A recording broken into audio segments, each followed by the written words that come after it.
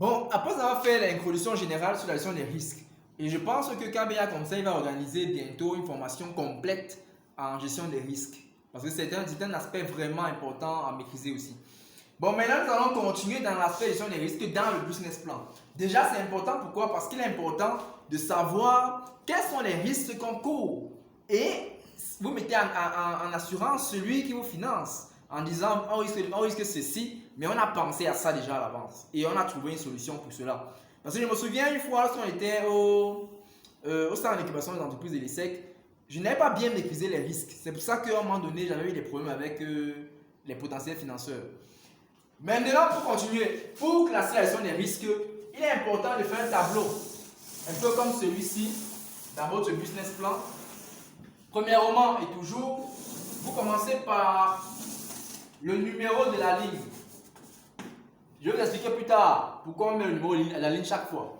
Ensuite, vous allez mettre tous les risques probables.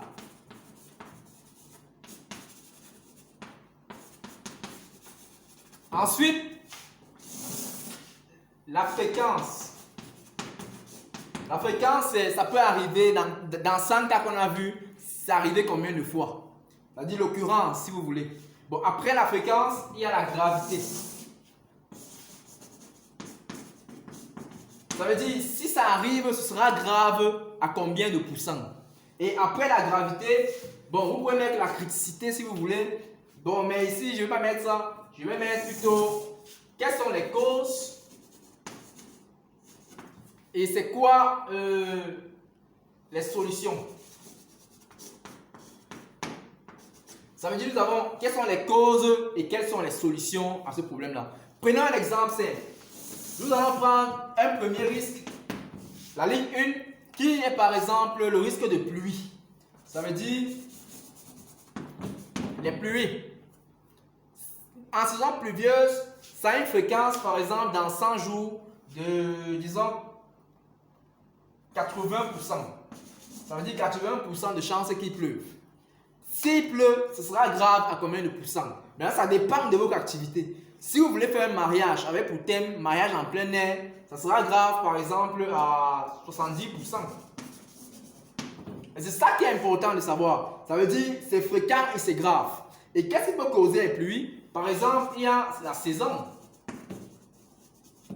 La saison pluvieuse. Et quelle solution vous proposez? C'est, on n'est pas sûr qu'il va pleuvoir parce qu'il y a quand même 20% de chances qu'il ne pleuve pas. Mais pour éviter que ce soit grave à ce niveau-ci, on va installer les bâches. Ça veut dire installer les bâches. Ainsi de suite. Il y a plusieurs options. On va donner à chacun une combinaison anti-pluie, ainsi de suite si vous voulez. Maintenant, un autre risque. Par exemple, on continue dans le mariage, il peut avoir comme risque, par exemple, qu'on vole le gâteau. C'est-à-dire vol du gâteau. Là, c'est grave. C'est arrivé combien de fois? C'est arrivé 2 fois dans 100 mariages qu'on vole le gâteau. Mais si on vole le gâteau, ce sera grave peut-être à 80%. Parce qu'on va dire, c'est quel mariage sans gâteau ça? Et quelles sont les causes, par exemple, disons, mauvais système de sécurité autour du gâteau.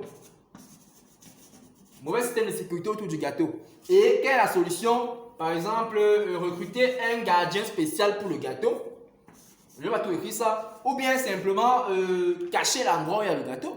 Ça veut dire ne pas permettre l'accès à l'endroit où il y a le gâteau. Simplement. Ou bien laisser le gâteau à la boutique et aller prendre au moment où on voudra le gâteau.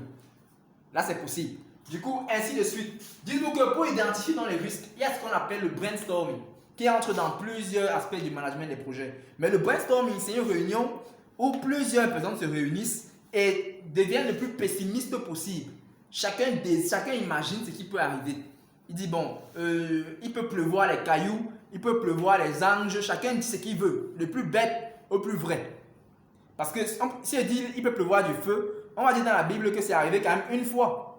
Ça veut dire que c'est possible que ça arrive aussi. Du coup, là, ça entre dans ce qu'on appelle donc la gestion des risques dans le business plan. Et naturellement, à la fin, il faudra mettre un test pour expliquer qu'il y a d'autres risques que vous n'avez pas prévus, mais qui pourront arriver. Mais vous avez prévu un montant de 500 000 pour gérer les risques imprévus. Parce qu'il y a une différence entre le risque et l'aléa. Parce que le risque est identifiable, mais l'aléa n'est pas identifiable. Il y aura une autre vidéo plus tard pour expliquer les deux thèmes. Merci.